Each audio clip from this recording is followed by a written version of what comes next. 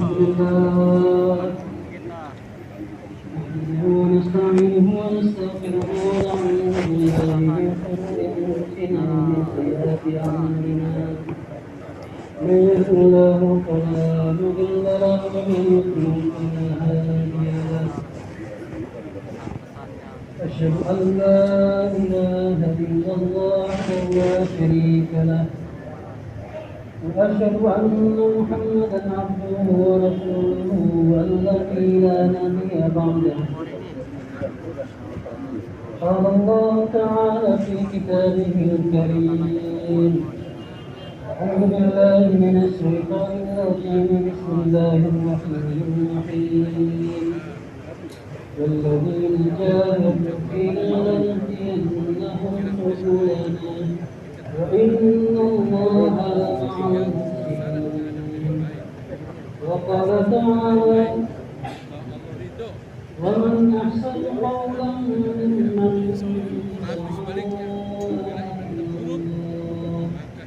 وعمل صالحا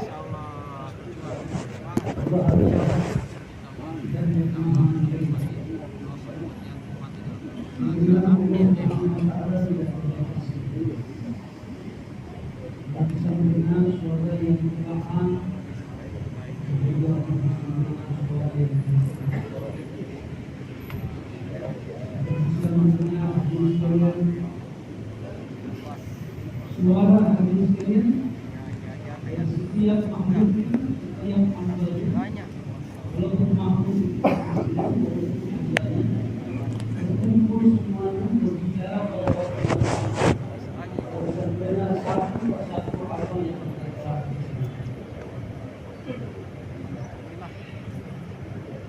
Hadirin sekalian, Allah juga ini adalah zat yang maha mulia. Pandangan Allah Subhanahu wa taala tidak terbatas oleh apa. Kalau bisa melihat di tempat yang terang, atau bisa melihat di tempat yang gelap. Seekor semut yang hitam berjalan di atas batu yang hitam di malam yang kelam. Allah Subhanahu wa taala hadir benar langkah-langkah dan juga bisa melihat perbuatan semut. Kita harus sekalian bila sesuatu yang terlalu jauh kita tidak bisa lagi tidak jelas. Bila terlalu dekat ke mata kita tidak bisa lihat. Dan bagi Allah kita yang dekat dan kita yang jauh sekalian sama saja bisa dilihat oleh Allah. Yang langsung hasil sekalian maupun dibagi tinggi bisa dilihat oleh Allah. Kita dalam satu dinding saja hasilnya, sedangkan dinding satu tirai saja kain, kita tidak bisa melihat lagi apa di balik tirai itu. Tapi hadirin sekalian, walaupun kita hadisnya bersembunyi di balik 1000 tembok, melakukan kemaksiatan kepada Allah atau melakukan ketaatan kepada Allah, Allah bisa melihat kita hadisnya dengan jelas. Allah bisa melihat apa yang berlaku di depan dan apa yang di belakang, di atas, di bawah, semua Allah bisa lihat. Dan Allah adalah zat yang maha mengetahui. Allah tahu hadirin sekalian apa yang telah terjadi, apa yang sedang terjadi, dan apa saja yang akan terjadi. Pengetahuan yang Allah berikan kepada kita hari ini sangat sedikit sekali hadirin.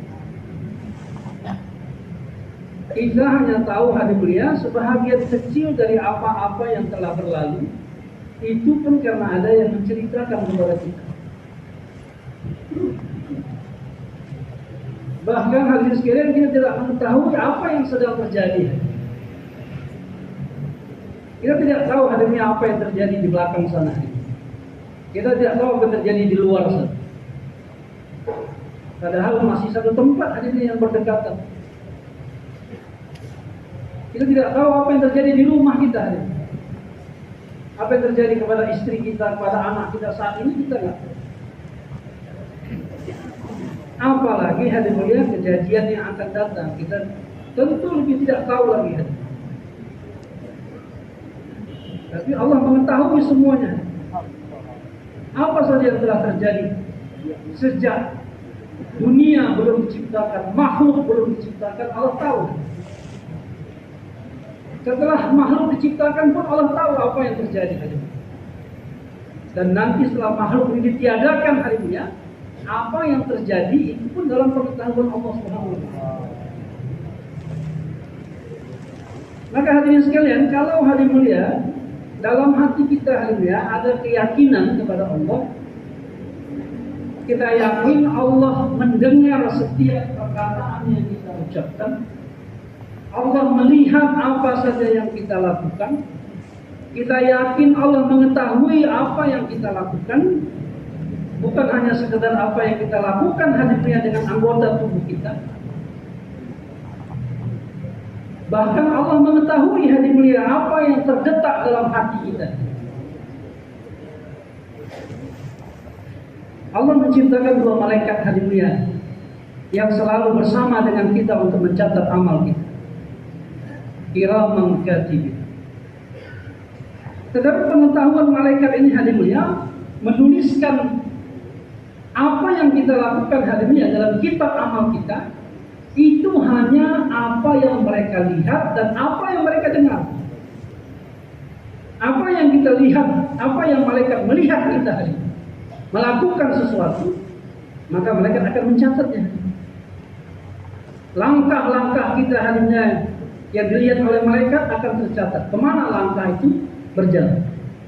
Tangan kita memegang, menyentuh, malaikat akan mencatatnya. Bahkan kerlingan mata, kedipan mata kita pun hadirnya itu ada dalam catatan malaikat. Untuk siapa kita mengedipkan mata kita? Dan malaikat hadirnya mencatat apa yang mereka dengar. Ucapan-ucapan kita tidak ada yang lepas hadir. Bukan hanya perkataan hadirnya. Bahkan hadir sekalian daham kita pun hadir mulia, malaikat akan catat itu hadirnya.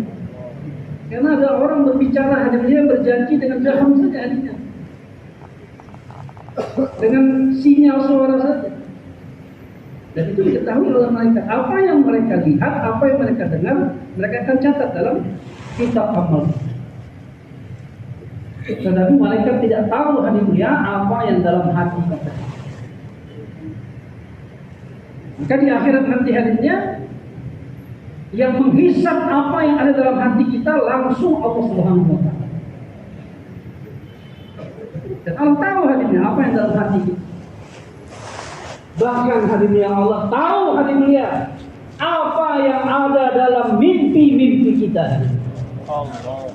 Kita mimpi pun orang tahu, karena Allah yang datangkan mimpi itu kepada kita. Orang nggak tahu apa kita mimpi apa. Tadi malam aku bermimpi. Kalau nggak kita kasih tahu, nggak ada orang yang tahu. Tapi Allah tahu. Maka hadiskan kalau kita hadirnya yakin hadirnya Allah mendengar apa yang kita ucapkan, melihat apa yang kita lakukan, mengetahui apa yang kita lakukan, bahkan apa yang terdetak dalam hati kita hadirnya. Maka kalau kita yakin kepada perkara ini, tidak ada tempat bagi kita untuk bermaksiat kepada Allah. Tidak ada tempat. Karena di mana saja kita berada, Allah melihat kita. Tapi hari ini kita tidak yakin harinya kalau Allah melihat kita, Allah mendengar kita. Allah mengetahui apa yang kita buat, apa yang kita lakukan.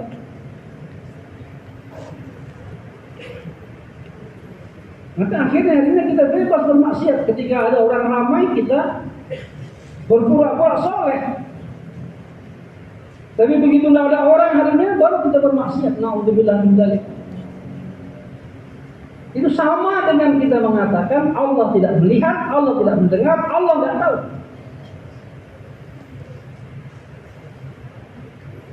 Hadirin sekalian, Allah Zat yang Maha mengetahui hadisnya apa yang baik untuk kita, apa yang tidak baik untuk kita, apa yang kita perlukan, apa yang tidak kita perlukan, apa yang mendatangkan kebahagiaan, kesenangan, kemenangan bagi kita, dan apa yang menyebabkan kerugian, kehancuran bagi kita. Allah tahu hadisnya, karena Dialah Allah Zat yang menciptakan segala-galanya. Maka hadirin sekalian, Allah mendatangkan agama kepada kita, mendatangkan perintah-perintah kepada kita hari ini adalah jalan untuk kita mendapatkan kebahagiaan, kesuksesan, kemenangan. Maka kita yang lemah, kita yang bodoh hatinya, yang tidak tahu apa-apa, tidak punya apa-apa, tidak bisa apa-apa pada hakikatnya, seharusnya kita hari ini menyerahkan diri kita hari ini lahir dan batin kepada Allah. Jasad kita hari ini serahkan kepada Allah.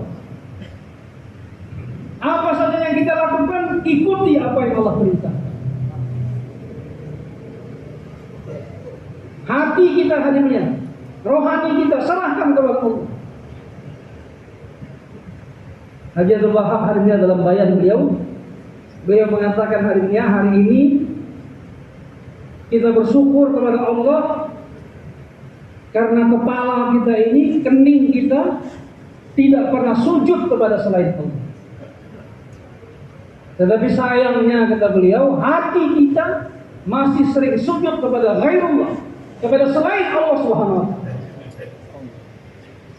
Hati kita masih sujud kepada makanan untuk mendatangkan kenyang. Hati kita masih sujud kepada obat-obatan untuk menghilangkan sakit. Hati kita masih sujud kepada pekerjaan untuk mendatangkan rezeki. Berapa banyak hadiah ghairullah dalam hati kita hari ini.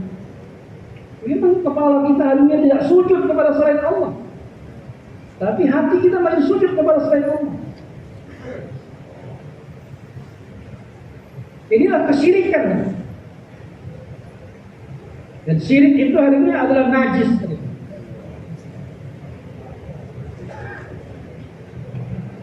Kotoran yang paling buruk itu kata ulama kita hari ini adalah syirik kepada Allah. Maka hadirin sekalian, kita hari ini memiliki Tuhan, memiliki Rabb yang maha melihat, maha mendengar, maha mengetahui, maha kaya, maha pengasih, maha penyayang, maha pengampun, sempurna sifat Allah hari ini. Maka tidak ada zat yang lebih layak untuk kita taati melebihi Allah. Tidak ada ketaatan kepada ghairullah, kepada makhluk, bila bermaksiat kepada Allah. Jadi ketaatan mutlak itu kepada Allah.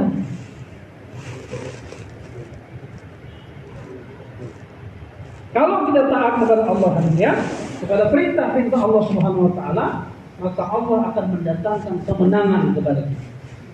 Wa man yuti'illaha wa rasulahu faqad faza fawzan 'azim. Siapa yang mentaati Allah dan Rasulnya, maka dia akan mendapatkan kemenangan. Bukan cuma sekedar kemenangan hari ini, tapi kemenangan yang besar, kemenangan yang azim.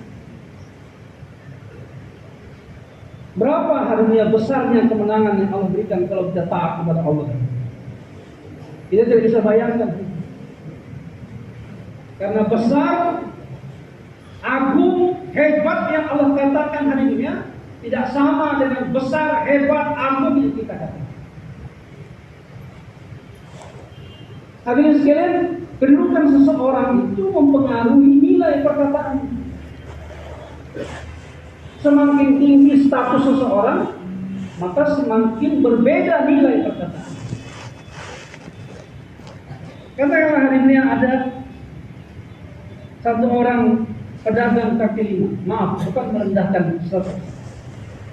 Pedagang kaki lima hari ini, dia berjualan seharian. Sore hari dia pulang ke rumahnya, dia katakan kepada istrinya, alhamdulillah hari ini abang untung besar. Kira-kira berapa keuntungannya hari ini? Mungkin 1 juta, 2 juta, 3 juta. Tetapi hari mulia kalau kontraktor perumahan hari mulia pulang ke rumahnya mengatakan kepada istrinya, alhamdulillah hari ini abang untung besar. Berapa untungnya hari ini?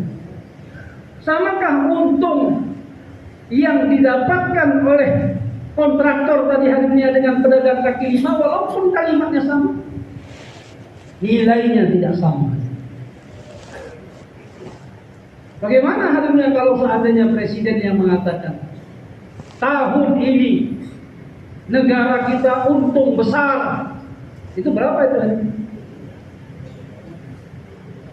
Jadi status seseorang hari ini itu bisa membedakan nilai perkataan. Semakin tinggi jabatan status seseorang, maka semakin besar nilai perkataannya. Dan tidak ada zat yang lebih besar, lebih tinggi, lebih agung melebihi Allah. Nah, kalau Allah mengatakan fauzan azimah, kemenangan yang besar, bisakah kita bayangkan berapa besarnya itu hari ini? Tidak bisa dibayangkan. Maka ketaatan kepada Allah walaupun kita anggap itu kecil hari mulia, nanti akan mendapatkan balasan dari Allah yang kita tidak bisa bayangkan berapa besarnya. Tapi jangan lupa hari mulia, sekecil apapun kemaksiatan yang kita lakukan kepada Allah hari mulia, maka akan mendapat azab di akhirat kalau tidak diampuni oleh Allah. Yang azab itu tidak bisa bayangkan berapa mengerikannya. Allah mengatakan azabun alim, azab yang pedih. Berapa itu pedihnya? Anak kecil kalau kita cubit hari dia bilang sakit. Tapi kalau cubitan itu kita berikan ke pinggang istri kita, geli kata istri kita. Cubitan yang sama hatinya. Ke anak-anak kesakitan, ke istri-istri kegelian. Kenapa yang menerimanya berbeda? Maka hari ini bagaimana hari ini sakit yang Allah sebutkan hari ini bagi orang yang tidak taat kepada Allah? Enggak bisa dibayangkan. Maka hari sekalian sudah menjadi kewajiban bagi kita hari ini untuk taat kepada perintah Allah. Baik itu yang sesuai dengan keinginan kita, dengan akal kita, dengan kebiasaan kita, dengan semangat kita, dengan kedudukan kita, ataupun hadir mulia perintah Allah itu bertentangan dengan kebiasaan kita, bertentangan dengan status kita, bertentangan dengan keinginan kita. Kalau sudah perintah Allah, perintah Rasulullah, maka kewajiban bagi kita hadir mulia taat. Kalau itu sudah perintah Allah, hadir mulia perintah Rasulullah, matikan semua pengetahuan kita, lupakan semua pengalaman kita. Ini perintah Allah. Hadirin sekalian, maka Allah SWT, Abu Bakar As-Siddiq adalah orang yang hidup di negeri Arab dari mulai kecil sampai meninggalnya pun di Madinah, tetap di Arab. Artinya apa hadisnya? Abu Bakar ini tahu betul dengan suasana kehidupan di Arab, bangunannya, makanannya, binatangnya. Tapi hadisnya ketika Rasulullah bertanya kepada Abu Bakar As-Siddiq, "Wahai Abu Bakar, berapa jumlah kaki unta?" Maka Abu Bakar menjawab apa hadisnya?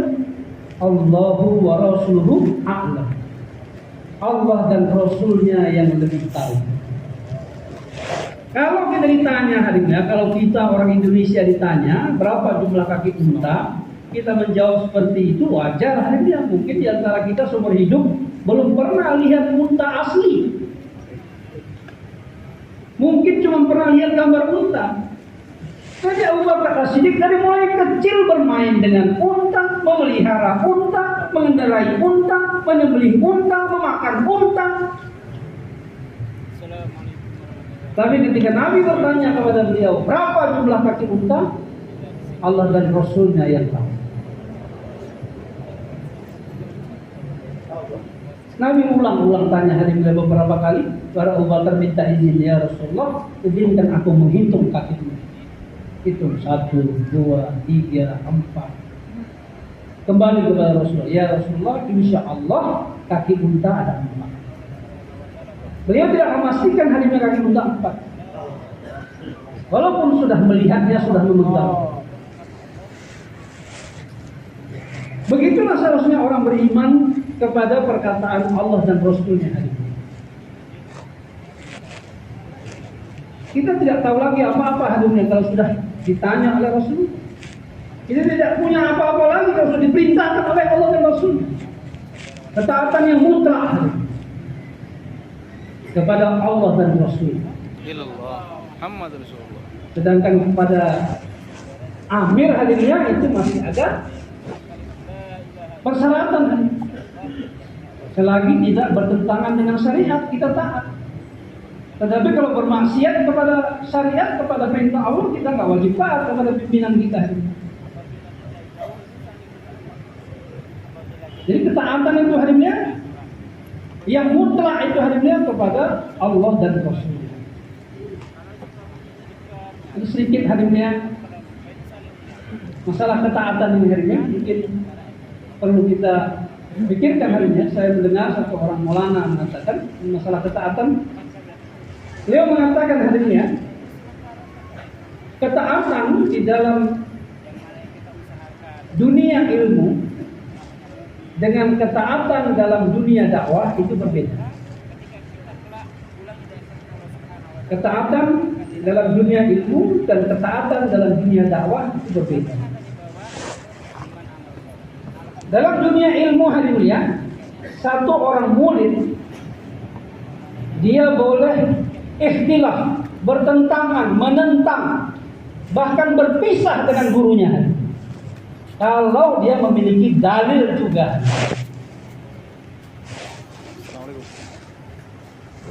Imam Syafi'i rahmatullah alaihi belajar kepada Imam Malik. Gurunya berguru kepada Imam Malik, belajar kitab-kitab Imam Malik. Tetapi seiring dengan kemajuan ilmu yang Allah berikan kepada Imam Syafi'i rahmatullah alaihi, akhirnya beliau mendapatkan dalil-dalil dari Al-Quran, dari hadis yang berbeda dengan Imam Malik. Maka akhirnya beliau bertentangan dengan gurunya, akhirnya berpisah, berbeda mazhab dirinya. Walaupun tetap saling menghormati, bukan berarti saling membenci. Mereka saling menghormati. Jadi dalam dunia ilmu hadirnya, bolehkah murid bertentangan dengan gurunya? Boleh, dengan dalil-dalil yang benar. Tetapi dalam dunia dakwah hadirnya, makmur hadirnya tidak ada hak untuk menentang amirnya. Allah. Walaupun makmur lebih hebat daripada amirnya, walaupun lebih alim, lebih kaya, lebih tinggi jabatannya hadirnya, lebih lama dalam usaha dakwah, makmur tetap taat kepada amir selagi tidak bermaksiat kepada Allah. Satu kali hadirnya Nabi telah membentuk satu jamaah, diberangkatkan hari ini. Di dalamnya hari ini ada Umar bin Khattab, ada Abu Bakar As-Siddiq, ada Bilal bin Rabah, ada sahabat-sahabat lainnya yang orang-orang lama hadir. Tetapi waktu itu hadirnya Nabi menunjuk satu orang anak muda hadirnya, yang maksud muda ini yang lebih muda umurnya, lebih muda keislamannya. Kalau bahasa kita sekarang ahbab baru, menjadi amirnya. Tidak salah namanya hadirnya Abu Dujana radhiyallahu anhu. Maka ketika dalam perjalanan hadirnya, sudah dekat kepada tempat musuh, tapi malam sudah datang, maka Amir mengatakan kita istirahat. Dan malam itu suasana dingin. Maka Umar bin Khattab mengambil kayu-kayu kering, kemudian menghidupkan api unggun. Maka waktu itu harinya Amirnya melihat kalau Umar bin Khattab sudah menghidupkan api, dan sebagian sahabat sudah berkumpul untuk memanaskan tubuh karena cuaca dingin. Tiba-tiba Amirnya datang harinya, langsung serak-serakkan kayu-kayu itu sehingga api itu mati. Jadi sahabat kedinginan harinya, Umar bin Khattab menghidupkan api, Amirnya malah mematikan api itu. Tapi Umar bin Khattab walaupun orang lama harinya, walaupun dekat dengan Nabi, ahli surah Nabi, tapi karena statusnya jadi makmur, nggak ngelawan harinya.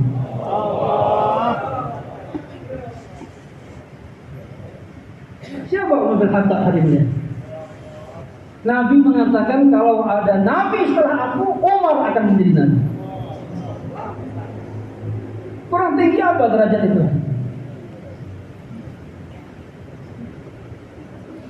Dalam kumpulan sahabat hadisnya yang 10 orang akan masuk surga hadisnya, yang namanya sudah disebutkan walaupun orang masih di dunia, Umar salah satunya. Kurang tinggi apa status beliau hadisnya di sisi Allah dan Rasul? Tapi di waktu keluar hadisnya taat kepada. Mereka pun akhirnya tidur malam itu dengan kedinginan. Menjelang waktu subuh, fajar subuh sudah mulai kelihatan. Bilal ada dalam jamaah, maka Bilal pun bersiap-siap untuk azan. Maka hadirin sekalian, Amirnya tangkap Bilal. Nah, jangan azan, saya yang azan. Padahal Bilal itu harinya ada muadzinnya Rasulullah. Muadzinnya Rasulullah. Pernah orang Ansor harinya mengatakan kepada Rasulullah, ya Rasulullah, kenapa hanya Bilal saja diberikan azan? Kenapa tidak diberikan kesempatan kepada kami? Orang-orang Ansor, di antara kami, kata orang Ansor, perwakilan Ansor, di antara kami ini ada yang suaranya lebih merdu daripada Bilal, yang makhraj pengeluaran huruf lebih bagus daripada Bilal. Maka Nabi mengatakan, besok subuh dari kalian yang ada. Maka kalian sekarang akhirnya azan dikumandangkan, Nabi pun sholat subuh. Selepas sholat subuh, biasa harinya Nabi buat majelis sampai menjelang Isra, sudah matahari sudah terbit harinya. Malaikat Jibril datang dan menanyakan kepada Rasulullah, ya Rasulullah, apakah kalian sudah sholat subuh? Rasulullah mengatakan sudah sholat subuh. Maka malaikat Jibril mengatakan, kenapa kamu tidak mendengar suara azan sampai ke langit? Bilal itu harinya memang orangnya tidak tampan harinya. Keturunannya bukan dari keturunan yang mulia, tapi derajatnya di sisi Allah dan Rasulnya begitu tinggi harinya. Sehingga Nabi mengatakan, aku mendengar langkah-langkah terompah Bilal dalam surga. Kurang tinggi apa derajat Bilal? Tetapi ketika adzan, harinya mau adzan ditarik sama amirnya, mau duduk biar aku yang adzan. Dia pun adzan, Allahu Akbar, Allahu Akbar, dengan suara harinya yang enggak seenak didengarkan. Tapi Bilal diam. Begitu harinya dikumandangkan akan sholat subuh, Abu Bakar yang biasa menjadi imam, dan semalam pun beliau yang imam, tapi di waktu subuh itu harinya Amir Safnya tarik Abu Bakar, dia yang maju jadi imam. Siapa yang nggak tahu derajat Abu Bakar? Siapa yang nggak tahu derajat Abu Bakar? Nabi mengatakan harinya kalau ditimbang imannya Abu Bakar dengan iman seluruh umat ini, maka lebih berat lagi imannya Abu Bakar As-Siddiq. Nggak bisa dibayangkan hanya betapa tingginya derajat Abu Bakar As-Siddiq yang Nabi kalau tidak bisa memimpin sholat, Abu Bakar sudah memimpin sholat. jadi imam. Tapi Amir Sab tarik Abu Bakar, aku jadi imam kali ini.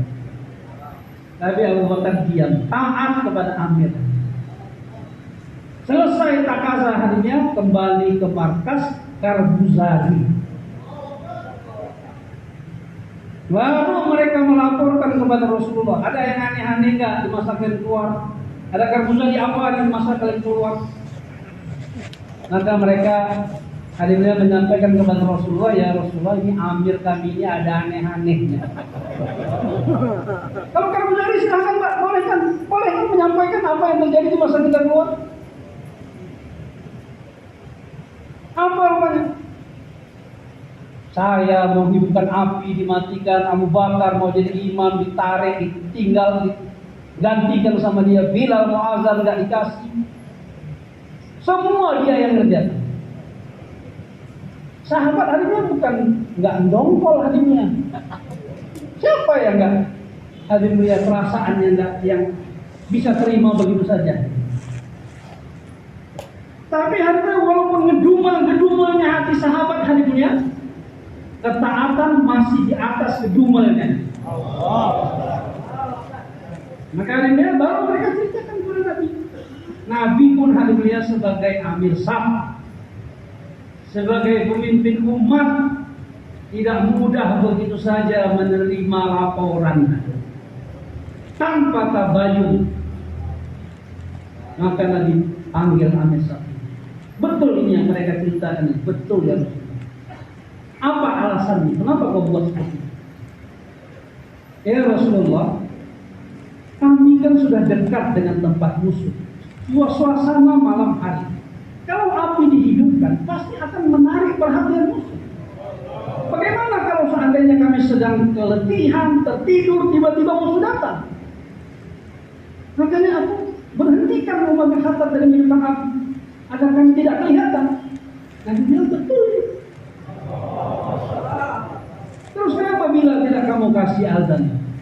Ya Rasulullah, suara Bilal ini jangankan manusia, malaikat di langit pun dengar suaranya. Nanti musuh dengar suaranya. Makanya aku yang azan. Terus kenapa Abu Bakar nggak jadi imam? Ya Rasulullah, Abu Bakar ini engkau sudah kenal betul dengan dia. Kalau sudah sholat nggak ingat apa-apa, panjang bacaannya, panjang rukuknya, panjang sujudnya. Kami kan lagi perang.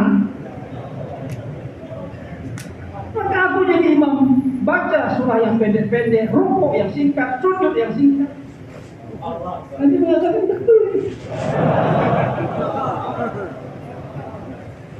Jadi maksudnya beda hadir melihat. Kalau sebenarnya hadir kepada guru ini ta'zim, mengagungkan, memuliakan. Taat, ya taat. Tapi kalau kita punya dalil hadir yang lebih kuat daripada guru kita boleh berbeda dengan guru kita. Tapi dengan Amir nggak bisa. Aku tahu aku tertib yang dari Nizamuddin begini. Itu kan yang kau tahu. Aku Amir di sini. Dapat Amir seperti itu Pak, taat. Allah. Kecuali Amirnya bilang ayo kita mabuk, ayo. Baru kita banting kamar kita ya. Kalau Amir bilang mengatakan hari ini, pagi ini kita nggak ada taklim. Terus kita ngapain Mir? Mandi-mandi kita di pantai. Apa kita bilang hari ini? Cocok Mir. Kalau yang ngejos, mana bisa Mir? Kita kan dikasih bayi hidayah, jangan sampai satu hari nggak ada taklim. Taklim kita suruh 4 jam, begini. Ya, aku tahu itu. Pokoknya kau taat sama aku. Sekarang kita mandi di pantai. Mandi ya Mir.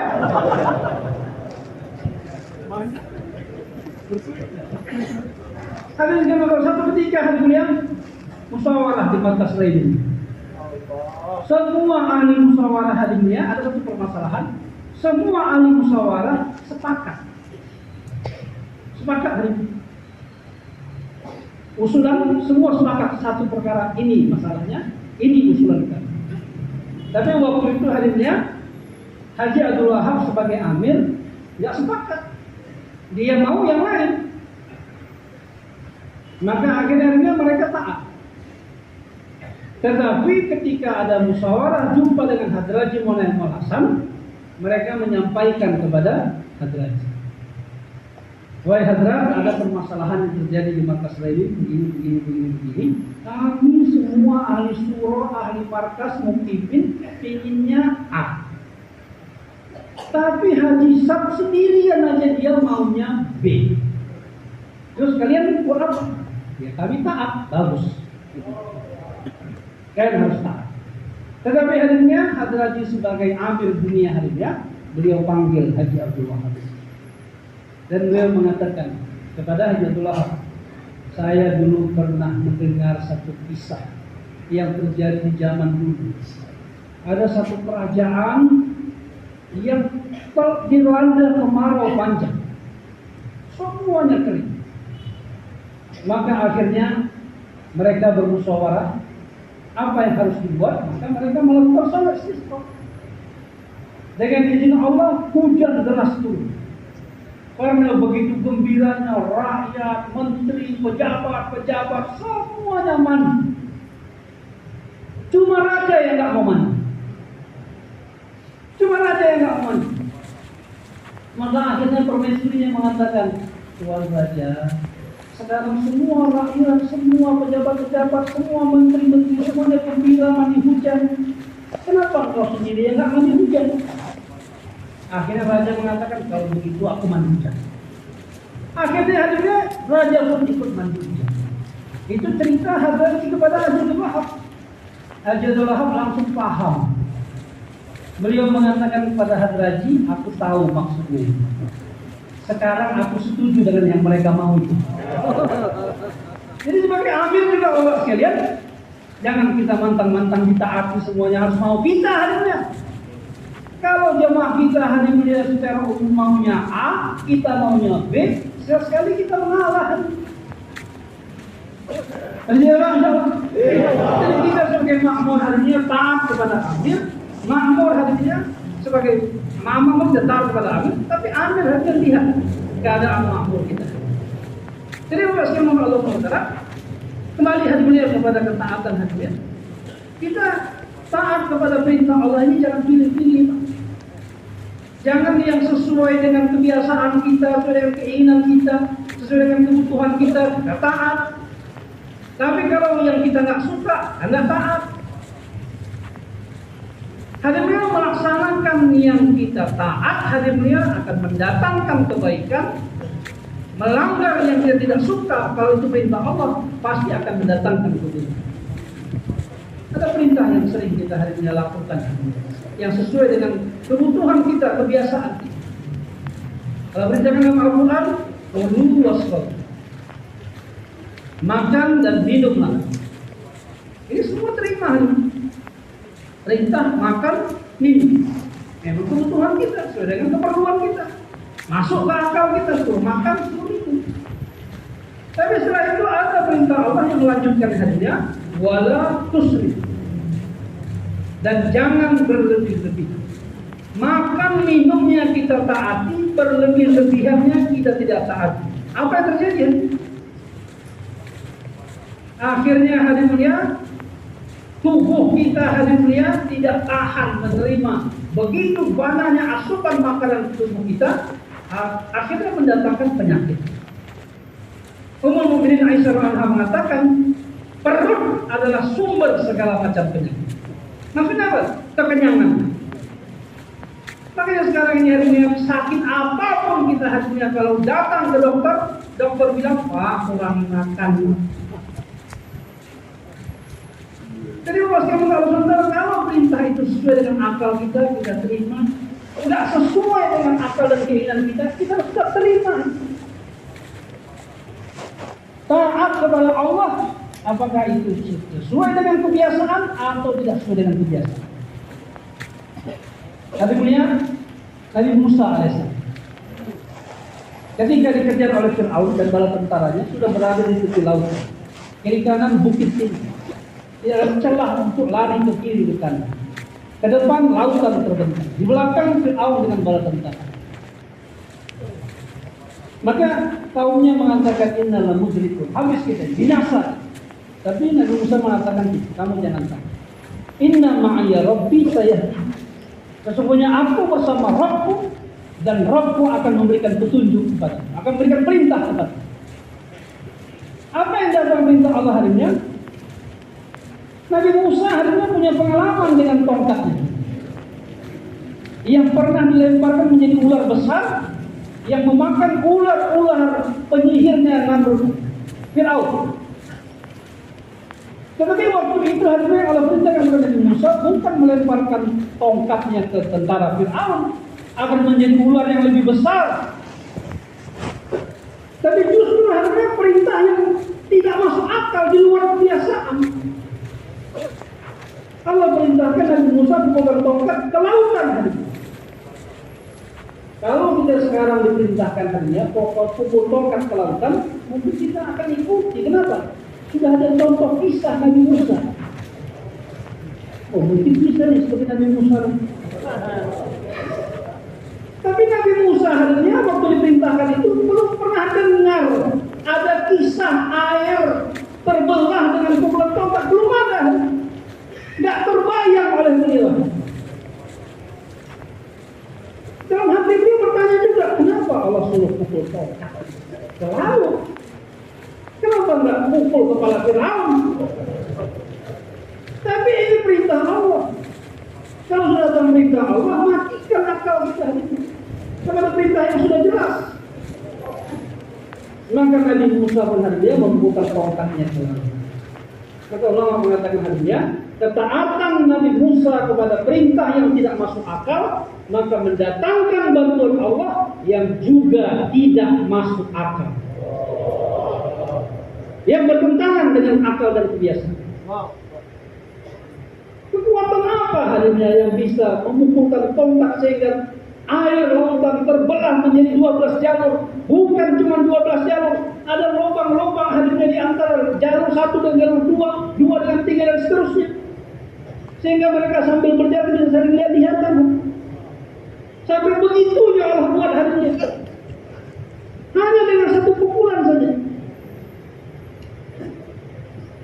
Ketaatan harinya kepada perintah yang tidak masuk akal akan mendatangkan bantuan Allah yang tidak masuk. Oh, itu kan Nabi, Pak, dapat mukjizat. Kalau kita manusia biasa nggak bisa. Ini memang bandel gini, Pak. Oke, itu Nabi Musa. Hadirin sekalian, Abu Hurairah radhiyallahu, manusia biasa, ahbab baru masuk Islam, kartun baru, ahbab baru. Masuk Islam kurang lebih tahun 8 atau 9 Hijriah. Orang baru lah. Taskilan dari Tufail Ad-Dawsi. Jadi baru masuk Islam. Tapi harinya walaupun ahbab baru, beliau telah menjadikan dakwah harinya sebagai maksud hidup dia. Agama sebagai maksud hidup dia. Maka beliau menghabiskan umurnya di markas Masjid Nabawi bersama dengan Nabi SAW. Apa yang terjadi harinya? Ketika beliau dalam keadaan lapar, haus, bukan cuma beliau harinya, Ahlus Suffah juga harinya, sekitar 70 orang dalam kehausan, kelaparan. Maka waktu itu harinya ada orang yang memberikan hadiah semangkuk susu kepada Nabi Sallallahu Alaihi Wasallam. Nabi tahu harinya Abu Hurairah yang dekat dengan beliau, sahabat-sahabat lain yang Al-Suffah dalam keadaan lapar dan haus. Dan di depan beliau harinya ketika menerima susu itu yang ada adalah Abu Hurairah. Dan Nabi tahu Abu Hurairah sudah kelaparan. Tapi Nabi mengatakan kepada Abu Hurairah, ya Abu Hurairah, kau bagikan minuman ini, susu ini kepada sahabat-sahabat Al-Suffah. Ini kan nggak sesuai dengan kebiasaan, dengan akal pastinya. Kenapa Nabi nyuruh bagi-bagikan dulu sama orang? Kenapa nggak aku duluan? Kan aku yang di depan mata. Seharusnya aku. Tapi akhirnya beliau hilangkan itu. Walaupun haus, walaupun lapar, tapi taat kepada perintah Rasulullah, walaupun tidak sesuai dengan hatinya. Akhirnya dengan berat hati, walaupun berat, tapi tetap taat. Ini bukan berarti akhirnya kalau kita taat itu mudah-mudah aja, tidak. Kadang-kadang hati berat. Abu Hurairah tetap taat, berikan minuman kepada sahabat satu persatu. Sehingga semua sahabat 70 orang sudah kekenyangan harinya, baru beliau bawa mangkok susu itu kepada Rasulullah. Bukan langsung minum, Pak. Bawa kepada Rasulullah, ya Rasulullah, semua sahabat sudah minum yang ada di markas, semua sudah minum. Maka Rasulullah mengatakan, sekarang beliau tidak minum. Sekarang beliau pun minum. Beliau suruh minum sampai kata beliau hadisnya, perutku ini serasa sudah penuh. Tidak ada lagi tempat untuk dimasukkan dengan susu. Tapi aku lihat mangkuk susu itu susunya seolah-olah tidak berkurang walaupun setetes. Jadi karena Abu Hurairah hadisnya mendahulukan perintah Nabi daripada keinginannya, maka Allah tunjukkan kudratullah. Semangkuk susu hadisnya cukup 70 orang. Tapi sekarang ini hadisnya jemaah banyak nggak taat sama amirnya. Satu dandang hadisnya cukup untuk 20 orang, tewas 5 orang aja. Allah, hilang keberkatan. Jabir bin Abdullah radhiyallahu dalam perang Khandaq hadisnya melihat Nabi kelaparan, sahabat-sahabat kelaparan. Sahabat mengadu kepada Rasulullah, ya Rasulullah, lihatlah ya Rasul, angkat jubah hadis. Dalam jubah hadisnya batu terikat. Kalau kita angkat jubah, handphone nampak. Sahabat batu diikat. Ya Rasulullah, lihatlah ya Rasul. Rasul tahu hadisnya itu tanda kelaparan. Saking laparnya hadisnya, karena itu cacing udah ngamuk di dalam hadisnya karena udah berapa hari nggak dapat makan. Perut ngisak, maka diikat pakai tali dan dikasih batu sebagai penahan untuk menahan rasa sakit, rasa lapar yang kita belum pernah rasakan itu. Karena selapar-lapar kita belum pernah angkat batu di perut kita, Pak. Sahabat tunjukkan hadisnya, ya Rasulullah, lihatlah perut kami ya Rasulullah. Rasulullah hadisnya menjawabnya dengan perkara yang sama. Beliau angkat jubahnya hadisnya, 2 batu ikatannya. Nabi sudah 2 kali ikat, sahabat baru sekali, Nabi 2 kali ikat. Artinya 2 kali lebih lapar daripada sahabat. Melihat ini hadisnya, Jabir bin Abdullah hadisnya lari pulang ke rumah. Beritahu kepada istrinya, ya istriku Rasulullah dalam kelaparan, sahabat dalam kelaparan, apa yang bisa kita korbankan? Istri mengatakan kita ada sedikit ini roti tepung yang bisa dibuat roti, dan kita ada anak kambing di belakang kecil, mungkin cukup untuk makan 3-4 orang. Sampaikanlah kepada Rasulullah, bisikkan kepada Rasulullah, ya Rasulullah, kami mengundang engkau makan dengan 2-3 orang sahabat, makan ke rumah. Karena cuma ada sedikit roti dan sedikit daging kambing. Maka akhirnya begitu selesai membisikkan itu, Nabi pun berdiri mengiklankan kepada sahabat-sahabat di tanda, wahai sahabat-sahabatku, alhamdulillah kita dapat undangan makan dari Jabir bin Abdullah. Ayo semua kita berangkat. Kalau orang hadisnya 1000.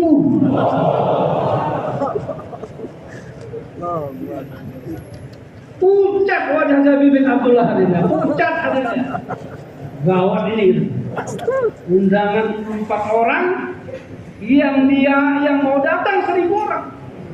Maka Nabi mengatakan, wahai Jabir, kau pulang sekarang ke rumah.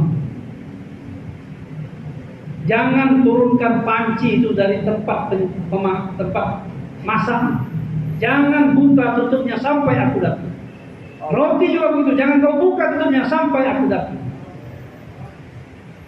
Dan sahabat ini hadisnya, kalau kita kan jahil kita jadinya hadisnya. Kenapa ya, Sun? Kita akan curi-curi lihat itu. Jadi sahabat taat, dia cerita kepada istrinya. Kata istri, wahai istri itu gawat. Kenapa? Rasulullah bawa semua Al-Khandaq 1000 orang. Istrinya bilang, kan sudah kasih tahu tadi sama abang tadi. Bisikkan sama Rasulullah, jangan diiklankan. Aku sudah membisikkan, Rasulullah yang mengiklankan. Istrinya mengatakan hari ini Mas Turah. Istrinya mengatakan, kalau itu yang menyampaikannya Rasulullah, abang jangan takut. Pak, perlunya Mas Turah dikeluarkan 40 hari, Pak. Bersedia, Pak? Insyaallah. Jangan takut, Pak. Ketaatan Jabir bin Abdullah hadillah maka mendatangkan bantuan Allah hadillah di luar kebiasaan. Kambing kecil yang cukup untuk 3-4 orang, roti yang cukup untuk 3-4 orang, 1000 orang makan kenyang semuanya. Jadi Pak sekarang kalau sudah perintah Allah, perintah Rasulullah, udah hadillah, nggak usah lagi dibahas-bahas. Ini perintah bicara. Mesti ya Pak, insyaallah. Yang dia kalah kali itu Pak. Jangan kita cari-cari dalil untuk tidak melaksanakannya. Kita bilang, oh ini kan sunat aja ini. Jadi maksudnya kalau sunat ya, sunat kan dikerjakan berpahala, tidak dikerjakan tidak apa-apa. Jadi ya aku ya nggak apa-apanya itu loh kepilih. Kita kalau untuk agama begitu Pak, kita pilih yang nggak apa-apanya.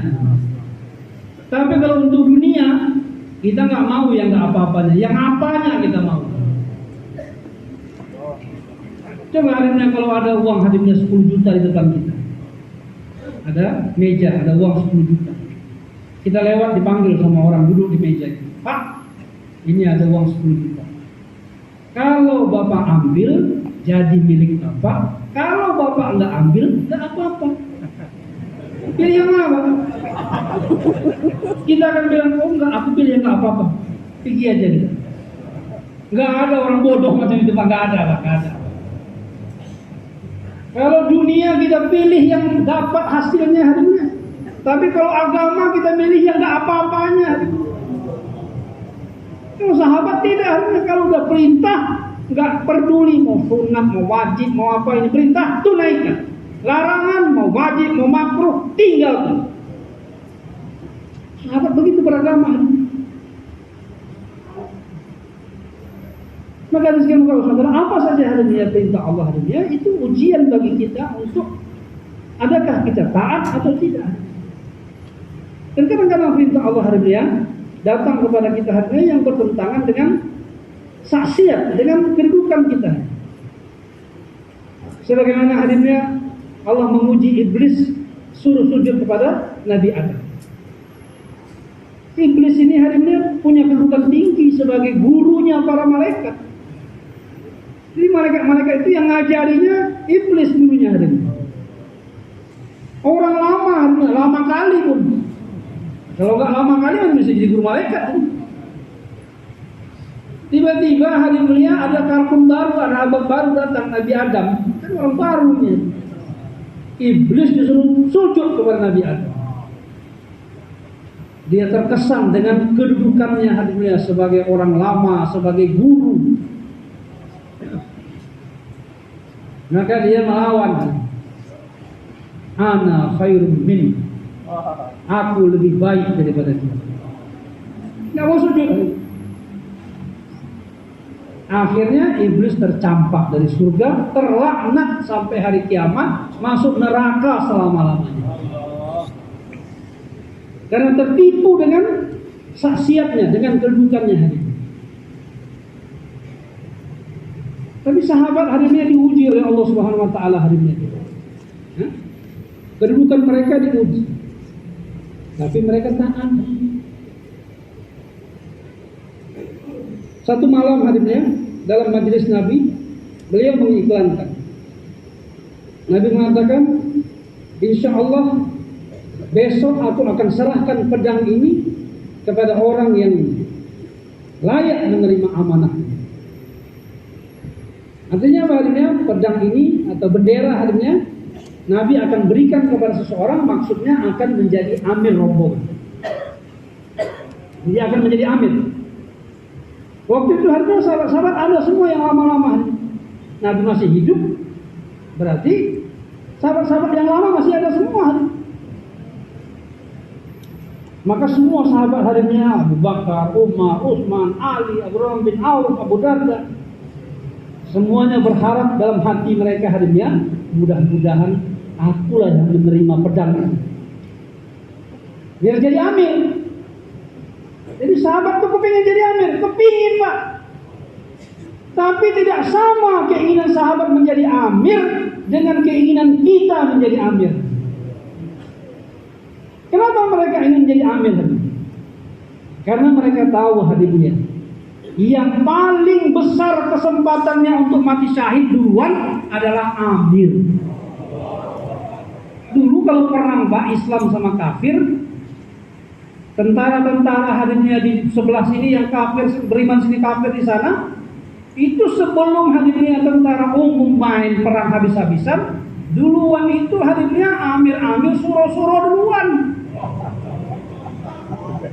Jubidarnya orang beriman main sama jubidarnya orang kafir. Main dulu Pak, beberapa orang ini suruh-suruhnya maju duluan. Sama suruh sana, suruh sini, main. Satu mati, main satu lagi, mati. Sudah habis beberapa orang ini, baru tentara main.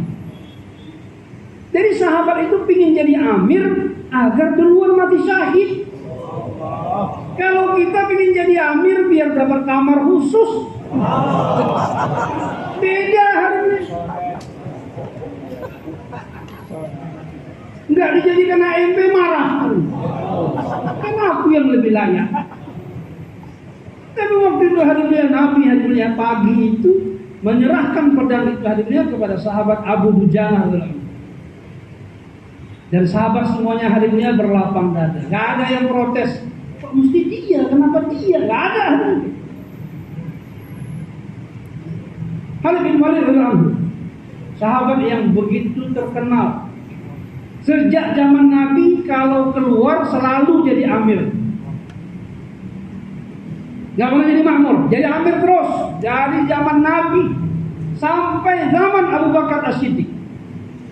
Kalau ada jamaah diberangkatkan, ada Khalid di situ, dia jadi amir. Tapi hadimnya ketika sedang keluar, hadimnya Umar bin Khattab yang menjadi khalifah, di jamaah sedang keluar. Tertibnya itu Pak sebenarnya seharusnya hadimnya, kalau ada pergantian amir di jemaah yang sedang keluar, tarik ke markas, diganti di markas. Tapi kali ini Amir Sa'd merubah tertib. Khalid bin Walid digantikan di saat sedang keluar. Maka Abu Ubaidah bin Jarrah al-Anhu disuruh bawa surat pergantian, kalau bahasa kita pemecatan, pergantian amir. Begitu sampai harinya diberikan surat. Khalid pun membuka surat. Isinya kurang lebih harinya, wahai Khalid, sekarang kedudukanmu sebagai amir jamaah digantikan oleh orang yang membawa surat ini, yaitu Abu Ubaidah bin Jarrah. Maka beliau pun harinya mengatakan kepada Abu Ubaidah, sekarang aku bukan amir lagi, engkau yang menjadi amir. Abu Ubaidah pun kaget hari. Dia pun nggak tahu surat isinya itu. Dia pun nggak tahu amir juga. Ini keputusan dari Amirul Mukminin. Ini keputusan musyawarah ini. Amir Sa'd sudah putus. Sekarang kau amirnya, aku mau. Maka harinya ketika berkecamuk perang, Khalid bin Walid sedikit pun hadimnya tidak mengurangi semangat perjuangannya. Tetap paling depan, membunuh banyak tentara kafir. Selesai perang, ketika mereda hadimnya, satu orang sahabat mengatakan, wahai Khalid, kau kok semangat kali? Kan bukan kau amir lagi sekarang. Kok kenapa semangat kali? Kan bukan kau lagi amirnya. Aku berjuang bukan karena ditunjuk jadi amir, aku berjuang karena Allah. Itu Pak, kita jangankan dipecat jadi amir, hadimnya nggak dikasih bayar aja merengut. Nggak dapat tempat merengut. Inilah amir-amir akhir zaman hadirin. Semoga Allah ampunkan kita hadirin. Dan kadang-kadang hadirin Allah Subhanahu wa taala mendatangkan ujian kepada kita hadirin yang bertentangan dengan semangat kita hadirin. Kita sudah ingin, tetapi Allah mengatakan, Nabi mengatakan tidak. Kita dalam musyawarah kadang-kadang begitu. Sudah keluar 4 bulan. Karena sekarang ada tahsil 6 bulan, saya siap tambah masa 6 bulan. 2 bulan lagi. Tafakut, musyawarah. Nah Bapak, besok bayar wafsi, pulang. Oh enggak, saya niat 6 bulan, ini tahsil masa ini 6 bulan. Kenapa saya mau 6 bulan gak dikasih? Ya kita sudah musyawarah. Keputusannya Bapak pulang dulu, makomi dulu beberapa bulan, nanti setelah itu keluar lagi 2 bulan.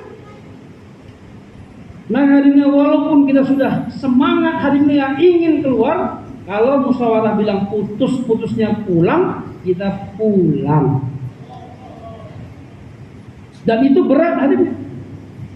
Berat orang yang tidak mau keluar dipaksa keluar. Lebih berat lagi orang yang mau keluar tapi disuruh pulang. Lebih berat.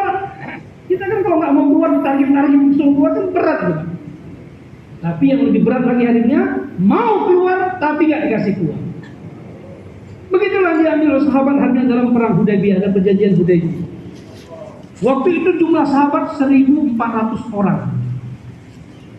Artinya lebih banyak daripada jumlah orang yang ada di Mekah. Membawa senjata lengkap. Sudah tinggal 20-22 km lagi ke Makkah Mukarramah, ke Baitullah. Tetapi hadirin sekalian Allah SWT, singkat cerita hadirinnya, Nabi dan orang kafir Quraisy di Mekah buat perjanjian yang akhirnya sahabat-sahabat yang sudah bersiap-siap untuk melaksanakan umrah, Nabi mengatakan tahun ini kita jadi umrah, kita kembali. Dan isi perjanjian Bapak sudah tahu, isi perjanjian itu hanya memberatkan umat Islam.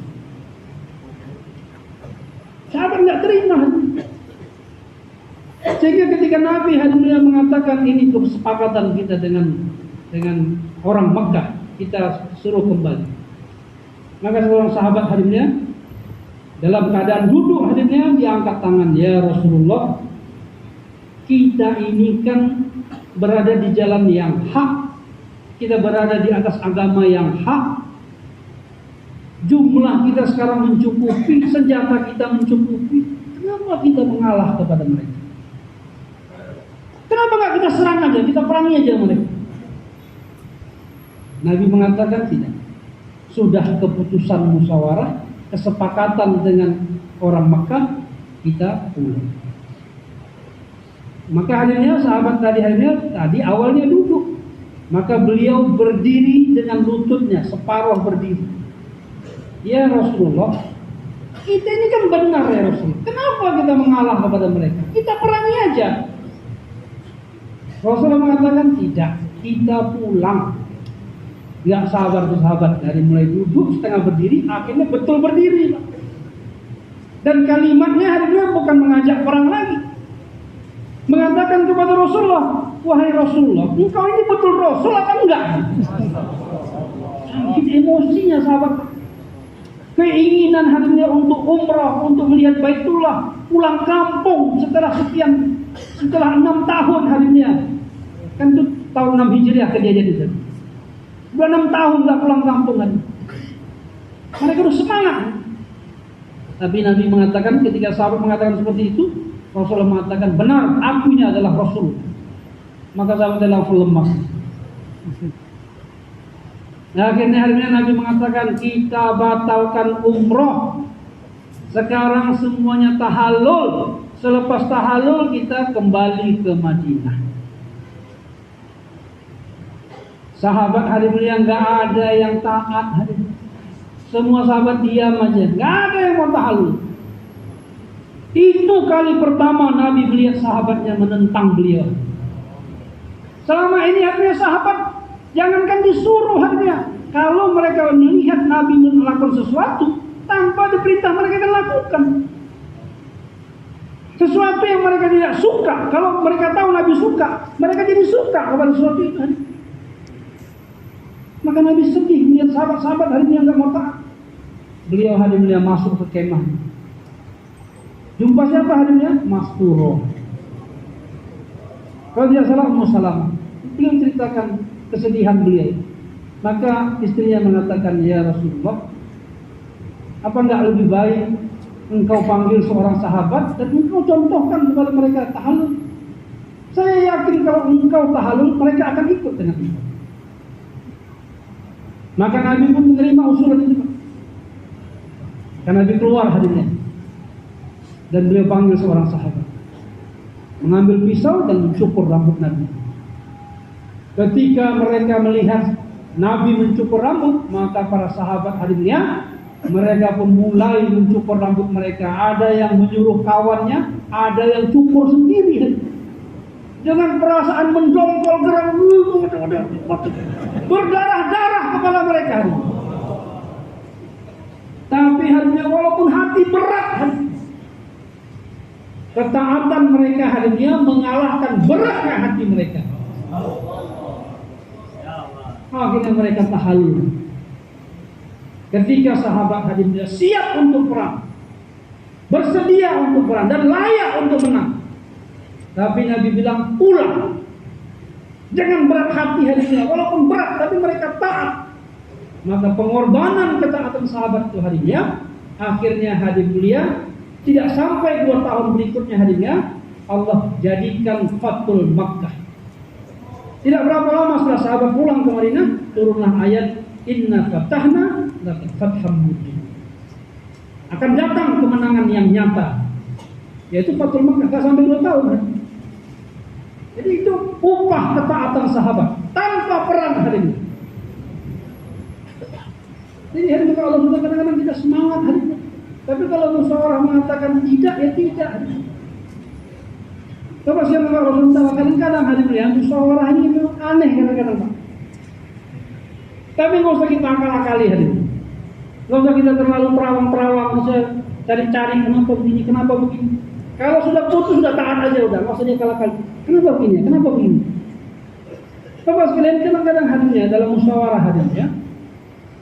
Seperti musyawarah Nabi tadi hari ini antara Mekah, orang Mekah kafir Quraisy dengan sahabat orang Madinah yang jelas ini adalah orang beriman. Tetapi hari ini keputusan yang disepakati itu justru memberatkan orang beriman. Hadirin kalau saudara, apa hikmahnya hadirin lihat? Nabi hadirin lihat tidak ingin orang-orang Mekah mati kafir semuanya hadirin lihat. Kalau waktu itu diserang habis semuanya akan mati kafir.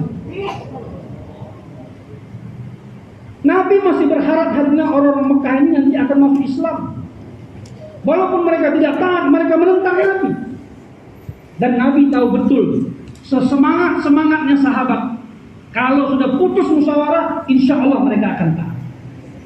Akhirnya apa hadirin? Hasilnya hadirin lihat. Orang Makkah selamat dari kematian kufur. Orang beriman sahabat-sahabat naik derajatnya di sisi Allah SWT. Kita pun dalam musyawarah kadang-kadang begitu Pak. Kita bertentangan di markas kita dan masalah-masalah. Kita merasa kita yang benar. Kawan kita yang salah. Begitu musyawarah hadirnya, keputusannya yang diambil justru membela yang salah hadirnya. Justru membela yang salah. Apa hadirnya? Hikmahnya hadirnya. Sekarang Nizamuddin Pak, kita mengalami beberapa pengalaman kita hadirnya bermusyawarah dengan Nizamuddin ya. Kadang-kadang musyawarah diputuskan oleh masa sejak masa Hadraji dulu. Kita di markas Medan beberapa kali mengalami ikhtilaf, perbedaan, perpecahan. Jadi pecah markas 2. Sebelah markas orang-orang lama tapi kurang aktif, nggak keluar. Yang sebelah lagi orang aktif, pekerja markas, orang-orang aktif. Tapi begitu dimusyawarahkan hadirnya keputusan Hadraji Munamil Hasan rahmatullah alaih, yang aktif-aktif ini disuruh balik ke tempat yang nggak aktif. Penderitaan umat itu Pak, di markas lama sudah sepi, nggak ada orang, jemaah nggak keluar, sedikit jemaah keluar, tapi tempat barunya jemaah keluar, masjid hidup 24 jam, markas 24 jam hidup. Artinya waktu itu kita merasa harinya kita yang betul ini, pasti kita akan dibela sama Mas saya. Ternyata yang dibela yang lemah hari ini. Kenapa hari ini Mas saya membela yang lemah hari ini? Karena Mas saya tahu ini orang-orang aktif ini, orang-orang kerja ini walaupun keputusan tidak sesuai dengan keinginan mereka, insya Allah mereka ini akan taat. Dan itu akan mengangkat derajat mereka di sisi Allah. Ini yang bandel-bandel yang nggak keluar-keluar ini, kalau mereka nggak dibela, mereka akan tercampak dari kerja dakwah. Maka harusnya masa yang lebih rela bela yang salah. Kenapa harusnya menyelamatkan yang salah dan meninggikan derajat yang benar? Dan akhirnya hari ini dengan keputusan itu bersatu kembali hari ini. Akhirnya yang lemah-lemah pun jadi aktif lagi hari ini. Oleh karena itu, sekarang keputusan musyawarah dari di halkah kita, di markas daerah kita, markas provinsi, markas nasional, markas Nizamuddin, kalau dalam musyawarah silahkan berdebat, silahkan ajukan usulan kita. Tapi apa yang diputuskan musyawarah, kita sami'na wa ata'na. Walaupun bertentangan dengan akal kita, dengan semangat kita hari ini, kalau sudah putus, taat, jalankan dulu hari ini. Bila dalam perjalanan ada masalah, musyawarahnya. Ini diuji kita hari ini.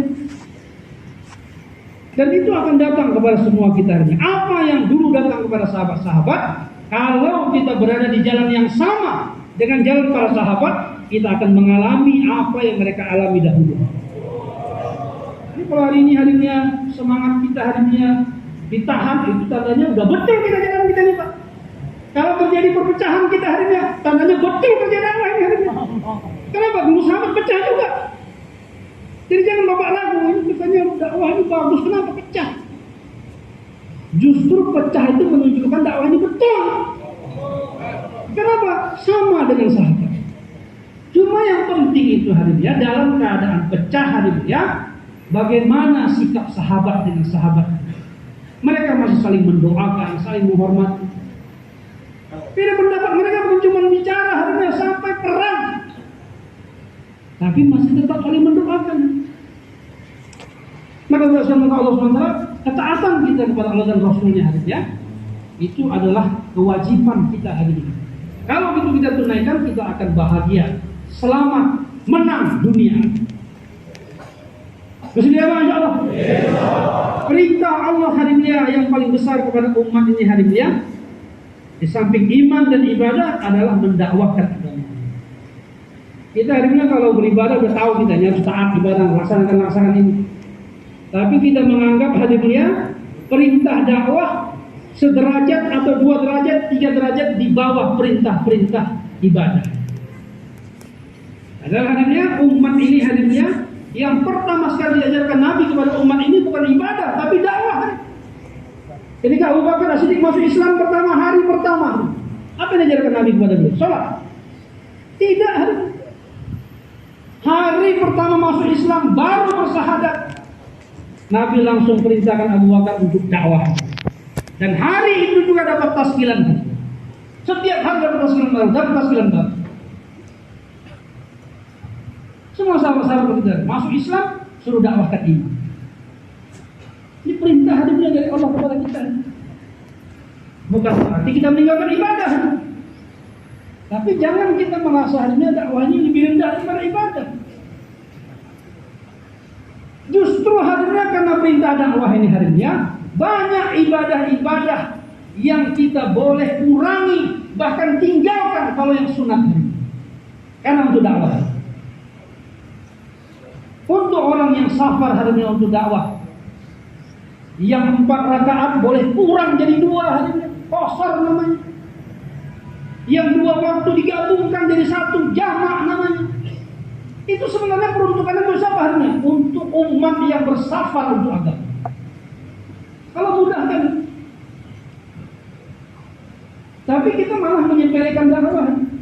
Menganggap dakwah ini dikerjakan, ya nggak apa-apa. Jangan bilang nggak apa-apa, Pak. Kita kerjakan dakwah kita mulia harinya, meninggalkan dakwah kita akan dihinakan oleh Allah. Maka hari ini hari mulia kita menganggap ini dakwah ini perkara biasa. Tidak, hari ini perkara yang luar biasa. Yang dulu Allah berikan hanya kepada Nabi dan Rasul saja hari ini. Hari ini diberikan kepada kita yang lemah-lemah ini. Ini hadiah besar. Alangkah bodohnya, alangkah sombongnya kita hari ini kalau tidak mau mengambil hadiah yang besar dari Allah ini. Hadiah besar. Kita nggak layak, tapi dikasih hadirin. Ada orang hadirin yang nggak pandai bawa mobil, tapi dikasih mobil. Bagaimana kira-kira? Kalau dia pandai, hadirinnya dia akan terima itu mobil. Apakah dia belajar? Atau dia panggil supir lain? Yang penting dia bisa ikut di dalam. Itu kalau dia pintar, tapi kalau dia bodoh hadirin, aku nggak pandai bawa mobil, nggak mau mobil. Kita pun begitu hadirinnya. Kita ini memang nggak bisa berdakwah, tapi sekarang diberikan kerja dakwah kepada kita hadirin. Terima hadirin. Kita nggak bisa nyupir, ikut dengan supir-supir lain, minta supir lain maju duduk di depan, kita di belakang ikut hadirin. Begitu kerja dakwah ini. Kita ini orang lemah hari ini. Latar belakang kita bukan yang bagus-bagus semua hari ini. Tapi dakwah telah diberikan kepada kita hari ini, kita ambil. Bersedia Pak, insya Allah. Dan sekalian ada perintah kepada kita hari ini yang sesuai dengan keinginan kita, ada perintah yang tidak sesuai dengan keinginan kita. Salah satu perintah yang sesuai dengan keinginan kita hari ini adalah kita disuruh meningkatkan pengorbanan. Kita disuruh keluar cash, nah itu nggak cocok sama lampu kita. Ya? Dalam keadaan hari ini belum ada persiapan, disuruh keluar. Tiba-tiba keluar tanpa persiapan. Kalau kita taat hadimnya, nanti Allah akan datangkan kepada kita pertolongan yang tiba-tiba juga. Bersedia Pak, insya Allah. Sekarang siapa yang mau keluar tiba-tiba ini, insya Allah. Masya Allah. Nggak niat dari rumah, cuma hadir munas. Silakan Pak.